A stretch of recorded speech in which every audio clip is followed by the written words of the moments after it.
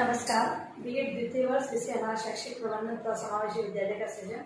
और आज हम लोग बनाने वाले हैं 4 अध्यापकीय समय सारणी को। कि 4 अध्यापकीय एक विद्यालय है, कक्षा 1 से 5 तक की जो कक्षाएं हैं उसमें संचालित है, लेकिन अध्यापकों की संख्या 4 है।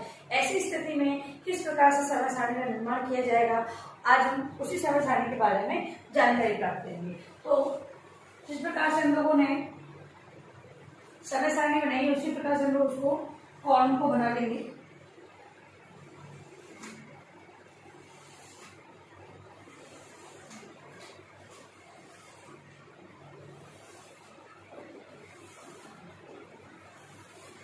ये 10 लाइनें इस प्रकार से खींच लेंगे और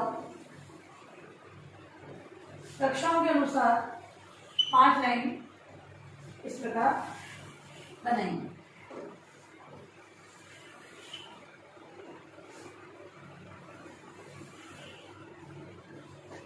जैसा हमने पिछली बार लिखा था, तो यहाँ पर हम लोग समय को दर्शाएंगे तथा यहाँ पर कक्षाओं को दर्शाना है। तो कक्षा प्रथमा, द्वितीया, तृतीया, चतुर्थी और पंचमी। ठीक है। और अगर समय हम लोग लिख देते हैं तो समय हमारा विद्यालय 7 से 7:15 तक, जो पहला कालांश जिसे 0 कालांश भी कहते हैं, ठीक है, और एक्स्ट्रा क्लास भी इसी में लगाई जाती है। फिर 7:15 से 7:55 तक की है दूसरा कालांश, 7:55 से 8:35 तक तीसरा कालांश, 8:35 से 9:15 तक, इसी में 9:15 से लेकर 9:45 तक, 9:45 से 10:55 तक और 10:55 से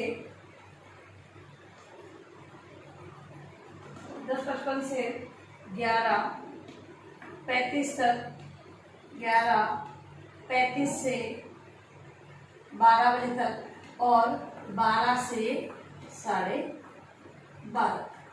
ये हमारा समय विभाजन है। इस प्रकार से समय विभाजित करना है। उसके बाद सबसे पहला जो काम होता है वो प्रार्थना का होता है, सभी को पता है, और इसमें एक्स्ट्रा क्लासेस भी बोर्ड की लगाई जाती है। तो प्रार्थना सभा, इस प्रकार से प्रार्थना का काम हो जाएगा। और हमारा जो ये वाला जो कालांश है, 4 कक्षाओं के बाद, 4 कालांशों के बाद हमारा ये लंच टाइम हो, ये तो इसको मध्यांतर कहते हैं हम लोग, लंच टाइम, मध्यांतर। ठीक है। तो इस प्रकार से बनाना। अब हम लोग जो विषय दिए गए हैं, विषय पर आधारित जो कालांशों की व्यवस्था है वो देखेंगे। तो सबसे पहले यहाँ पर गणित, और गणित में पहाड़े बुलवाए जाएंगे। छोटी कक्षाएं होती है उनको समूह में पहाड़े हैं, कविताएं बुलवाई जाती है, तो गणित के पहाड़े बुलवाए जाएंगे और मॉनिटर द्वारा। ध्यान रखिए, अध्यापक हमारे पास 4 हैं, तो 4 को पहले कालांश से 4 अध्यापक डिवाइड करने हैं। तो कक्षा दूसरी में गणित का विषय जो कि शिक्षक द्वारा पढ़ाया जाएगा, कक्षा तीसरी में अंग्रेजी शिक्षक द्वारा, कक्षा चौथी में अंग्रेजी,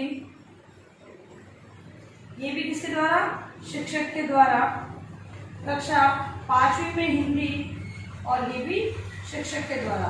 चलो देख लेते हैं कि पहला कालांश है हमारे पास शिक्षक 4 है, तो चारों शिक्षक कक्षा में है या नहीं है। तो 1, 2, 3 और चारों शिक्षक कक्षा में, और एक जो कक्षा पहली है वो मॉनिटर द्वारा संचालित की जा रही है। अब कालांश दूसरा जो कि अंग्रेजी का है, पहली कक्षा में अंग्रेजी शिक्षक द्वारा विद्यार्थियों को पढ़ाई जाएगी, और दूसरी कक्षा में भी अंग्रेजी विषय जो कि शिक्षक द्वारा, कक्षा तीसरी में नैतिक शिक्षा विषय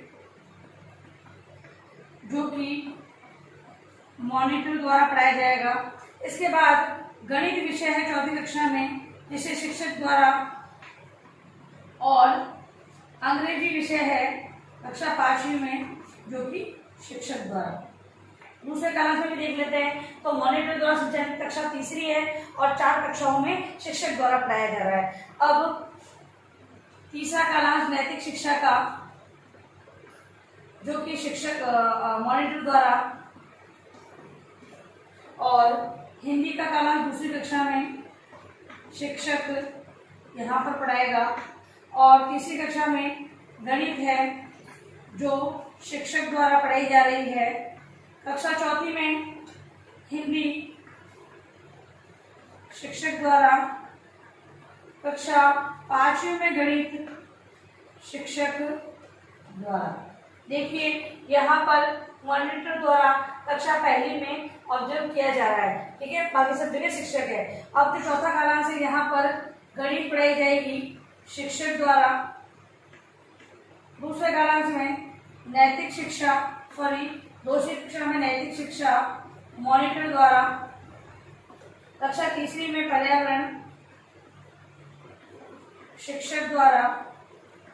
कक्षा चौथी में पर्यावरण शिक्षक द्वारा, और कक्षा पांचवी में भी पर्यावरण शिक्षक द्वारा।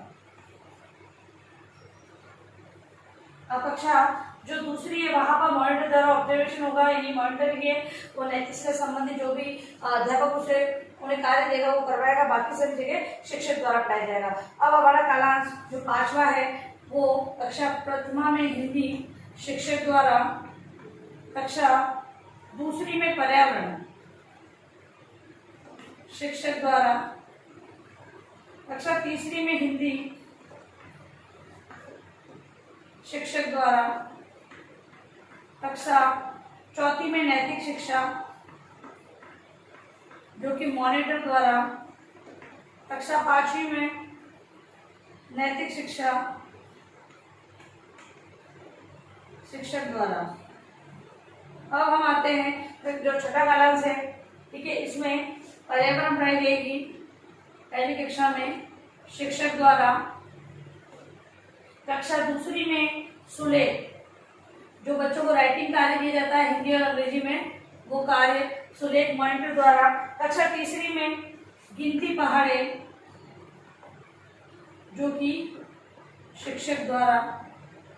कक्षा चौथी में सुलेख शिक्षक द्वारा, और कक्षा पांचवी में गिनती पहाड़े शिक्षक द्वारा। बड़ी कक्षाओं में जो ऐसे कालांश दिए जाते हैं सुलेख के और ये गिनती पहाड़े खुलवाने के, उसके अंदर शिक्षक है वो अतिरिक्त और भी कार्य करवा सकता है, अभ्यास कार्य भी विद्यार्थियों को करवा सकता है। तो इस प्रकार से कालांश की व्यवस्था की जाती है। अगला है यहाँ पर अंतिम कालांश जो कि कक्षा पहली के लिए खेलकूद का, जो कि मॉनिटर द्वारा ऑब्जर्वेशन होगा। कक्षा दूसरी में खेलकूद शिक्षक द्वारा।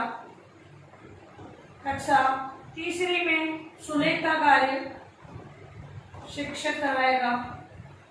कक्षा चौथी में गिनती पहाड़े शिक्षक। कक्षा पांचवी में सुलेख और शिक्षक द्वारा। अब जो ध्यान रखने की बात यही है कि हमारे पास 4 अध्यापक है। अगर पहले काल में बोले तब भी 4 कक्षाओं में हम शिक्षकों को जो है ऐड करेंगे तथा, और एक जो कक्षा है वो मॉनिटर द्वारा संचालित होगी, क्योंकि अध्यापक 4 है और कक्षाएं हमारी 5 है। अगर व्यवहारिक रूप में देखा जाए तो व्यवहार में तो हम कक्षा पहले दूसरे को साथ में बिठा देते हैं, चौथी पांचवी को साथ में बिठा के भी काम कर लेते हैं, लेकिन अगर टाइम टेबल तो टाइम टेबल को तो इस प्रकार से बनाना ही होता है। तो अब यहाँ पर देख ले कि कोई विषय रह तो नहीं गया। अब हम बच्चों को जो पढ़ाते हैं वो होता है हिंदी, अंग्रेजी, गणित, पर्यावरण, 4 विषय होते हैं। एक नैतिक शिक्षा का इनका कालांश होता है, ठीक है। तो अब यहाँ पर देखो गणित पहाड़े भी हो चुके हैं। अंग्रेजी विषय 4 विषयों को हम काउंट कर लेते हैं, तो अंग्रेजी, गणित, हिंदी और पर्यावरण 4 विषय अतिरिक्त जो कालांश लगाए गए। फिर यहाँ पर भी गणित, अंग्रेजी, हिंदी और ये रहा पर्यावरण, जो मेन विषय कंप्लीट हो चुके हैं। अब अगर कक्षा तीसरे में तो अंग्रेजी, गणित, पर्यावरण और हिंदी 4 विषय कंप्लीट। अब 104 में अंग्रेजी, गणित, हिंदी और पर्यावरण 4 विषय हो चुके हैं। कक्षा पांचवी में हिंदी, अंग्रेजी, गणित और पर्यावरण। तो इस प्रकार से आपने देखा कि समय सारणी में विषयों को भी ध्यान में रखना है, और बालकों को लिए तो सुलेख है, गिनती पहाड़े है, इस प्रकार के कागजों की व्यवस्था भी टाइम टेबल में करनी होती है। अगर मान लो शिक्षक किसी कारणवश अपनी कक्षा या कालांश में अध्यापन कार्य नहीं करवा पाया है, तो इस प्रकार के जो कालांश जैसे खेलकूद का कालांश है उसमें रहकर उस कालांश को लेते हुए वो अपना शिक्षण कार्य करवा सकता है। तो इस प्रकार से जो 4 अध्यापक की समय सारणी है उसका निर्माण इस प्रकार से किया जाता है, और जो बातें मैंने बताई है उसको ध्यान में रखना होता है। देखिए अपना गृह कार्य प्रश्न आप लोग,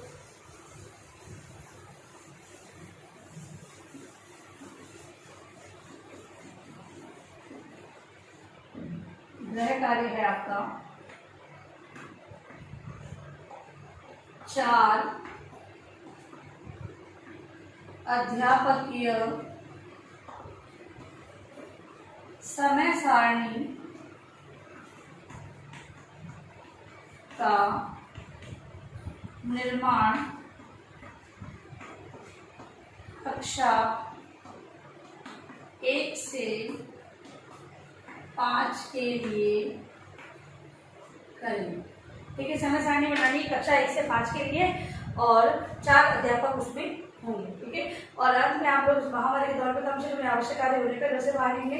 यदि बाहर जा भी रहे तो 3 बातों का विशेष ध्यान रखें, मास्क लगाए, सोशल डिस्टेंस में हाथों बार बार सैनिटाइज करें। सोशल ध्यान रखें। धन्यवाद।